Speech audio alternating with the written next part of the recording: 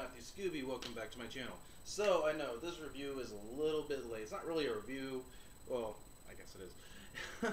Anyways, I just got around to watching this movie because the past year I haven't really been to the movies lately, but now I'm starting to go to the movies more often. And so I just got done seeing the movie It, but the week before that, I saw the Power Rangers movie through a friend. And so, here are my thoughts. The 5 things I liked about the movie, 5 things I hated. So let's talk about the 5 things I didn't like. So as we all know, if you've seen the movie, the Power Rangers are not actually in the movie that much. They're only in it for a very brief time, especially at the very end. Throughout the whole movie, they're kind of hinted at. That's just one of the bad things, but the reason why they're not in the movie actually has to do with the story. Not because, like, for no other reason, like where Tron was not really in his own movie and he has like 2 lines if you saw the last movie of Tron. Unlike this movie actually had a purpose on why they don't have their suits or abilities really yet. Where else in the movie Tron, they didn't really have a reason not to have Tron in the movie that much, which made no sense. So, yeah, there's that bad aspect. The second bad thing I had in this movie, I kind of felt that the climactic fight at the end of the movie wasn't that great, and it bothered me a little bit. But the thing is, this is not a bad movie in any way. Just for some reason, the climactic fight at the end of the movie didn't really do it for me. I wanted more, and I was kind of disappointed that that's what we got. But hopefully, in the next movie, we'll have a little more action. But that's really, really about it. The third thing I had an issue with actually really doesn't have nothing to do with the movie. It's more of a pet peeve of mine. But I used to watch the original Power Rangers movie show as a kid. And so there was Bulk and Skull, the 2 bullies. For some reason, okay, I'm confused. Was the bully supposed to be Bulk or Skull? I was like, where is Skull? I was kind of bothered, but I don't know why it didn't bother me, but it just kind of bothered me a little bit. I know it's stupid, but you know, I'm trying to see this movie from a person that's never watched the show before, just like watch it as a movie. But Skull's not really in it, and that bothered me. And I think the bully was supposed to be Bulk, and I was kind of confused about it. And he was kind of a little bully cliche type guy to begin with. And the fourth thing, issue I had with it, we get to know a lot of the characters in the movie. All 5 of the main characters that are the Power Rangers. But I feel, for some reason, we didn't really get to know Trini, the Yellow Ranger, as much. We got a few hints and a few conversations about her, but unlike the other 4, we have a good idea on who they are. But it really bothered me that we didn't really get to know the Yellow Ranger that much. And that's really it as far as that aspect goes.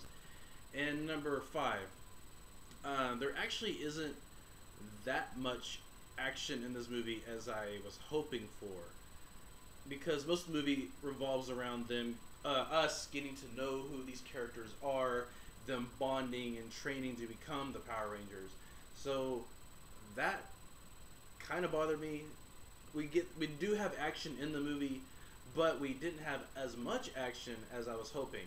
So those are the 5 bad things I didn't really like about the movie. Now let's talk about the 5 good things. When the action does happen, and I said the climactic fight at the end of the movie wasn't that great, but when the action does happen, it is satisfying. I just felt like the climactic fight at the end wasn't what I wanted, and that was really it. The climactic fight just, I felt, could have been a little better. And then number 2, 2 things I like. At first, I wasn't sure what to think of the CGI and special effects in this movie, but it grew on me. Like, they used practical effects mixed with CGI, and there were times where I couldn't tell if they were using a practical effect or they were using CGI, especially for the Zords in this movie.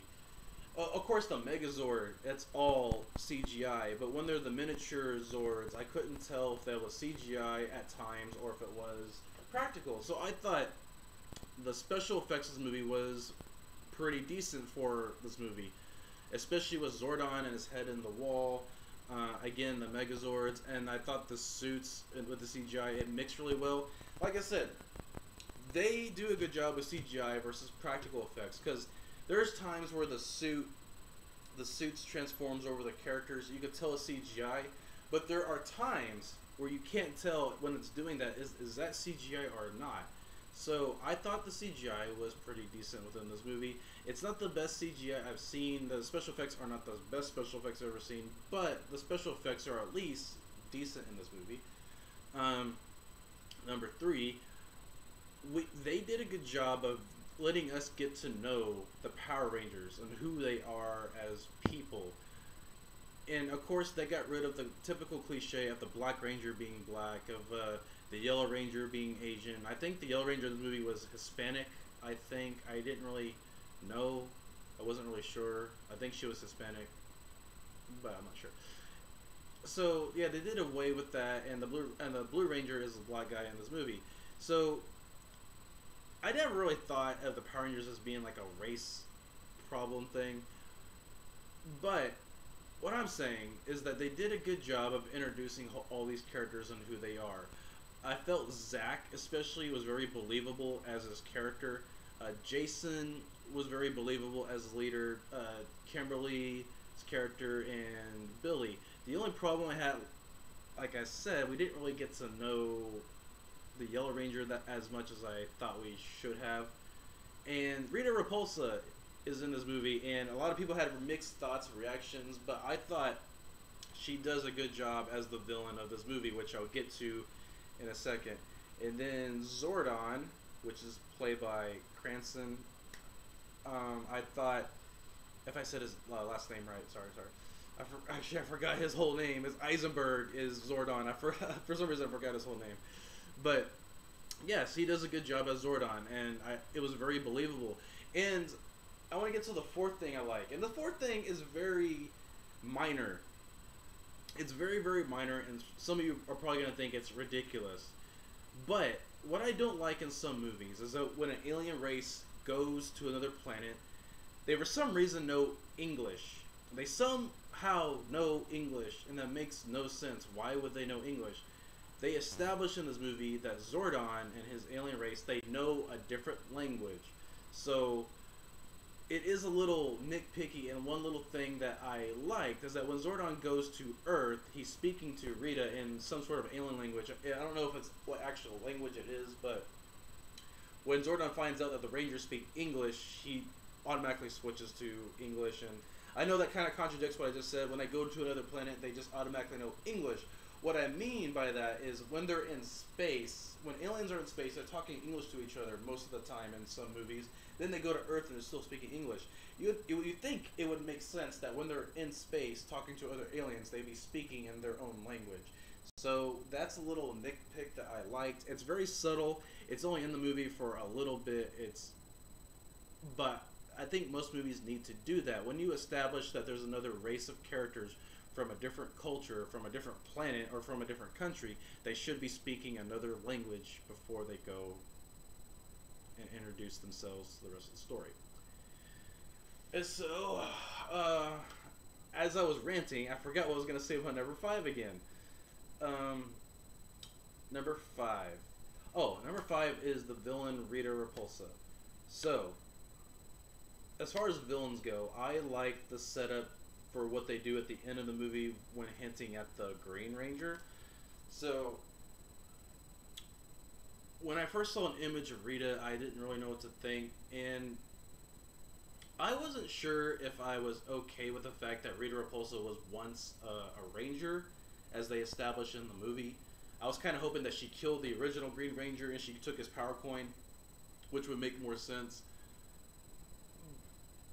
But I guess the reason why it bothers me a little bit, because they established that the power coins goes to the chosen ones, but they don't really explain how that is. They just say that the coins go to the chosen ones, and the coin chooses you or whatever, yada yada yada. So why would the power coin, the green power coin, choose Rita? So you think that maybe these coins aren't as wise. But once I got to think about it, Rita Repulsa's story is kind of like the story of Lucifer, where she has a fall from grace. So at one point, Rita Repulsa had to have a fallen from grace type story, which you don't really get to know yet, and now she's pure evil. So all in all, after I saw this movie, I did have to think about it for a second, and I realized I do like Rita as the villain in this movie, and I wasn't sure going in what to think of her costume or the actress, but she does a phenomenal job as a villain, and they portray her as really creepy. And in a way, this whole movie is going in a totally different direction of what the original source material was for the Power Rangers. Well, then again, the original Power Rangers TV show wasn't the original source material to begin with. If you guys know anything about the Power Rangers, they are based on a old Japanese TV show called Super Sentai. I think I pronounced that right. I don't want to accidentally say Super Hentai, because I know what you guys know what that is. So, yeah, Super Sentai, I think that's his name. I don't know if I'm pronouncing it right.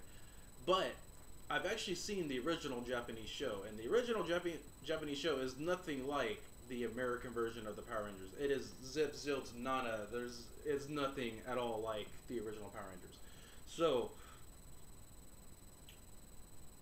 since they're basing this version off the American version, they, at least in the American version, they didn't really have too much freedom, because in the American original TV show, they took footage from the original Japanese show and they put it in the American version. The only thing they did was they reshot some scenes with the American actors, but left the Japanese fighting in the show.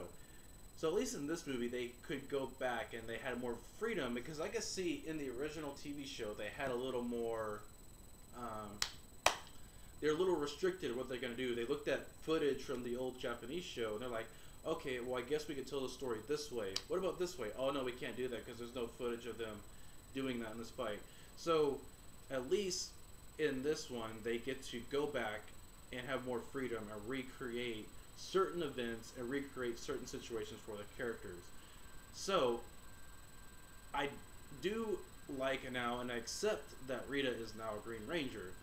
It kind of bothered me at first, but now I accept it, because when you think about the original Japanese show, when you think about the original American show, they didn't have a whole lot of freedoms, but now, in this movie, and the movies that are going to come next, they have more freedoms, and they can create more stories. Hopefully, though, in a way, they can at least base their stories a little more on how the TV show was. Not like the campy acting or the campy fighting, but like, just take some stories from the old TV show and put it in the new movies. Like how they're obviously going to do with the Green Ranger. So, all in all, what did I think about this movie? If I gave it a grade average of A to Z, I'd give it a B. Yeah, I would. I'll give it a B. It's not the greatest action movie I've ever seen, but it is the greatest Power Ranger movies I've ever seen, because unlike the other Power Rangers movie, this movie, I feel, is an actual movie. What I mean by that is the original movies felt more like an extension of the TV show put on film. But at least this movie, they wanted, and you could tell, they just wanted to make a movie.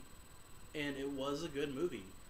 It's not the best action movie, and in a way, the Power Rangers concept in general is corny. It's so corny, but it is so awesome. It's so catchy. Like the Power Rangers song, Go Go Power Rangers. Yeah, I'll admit that song is so fucking corny.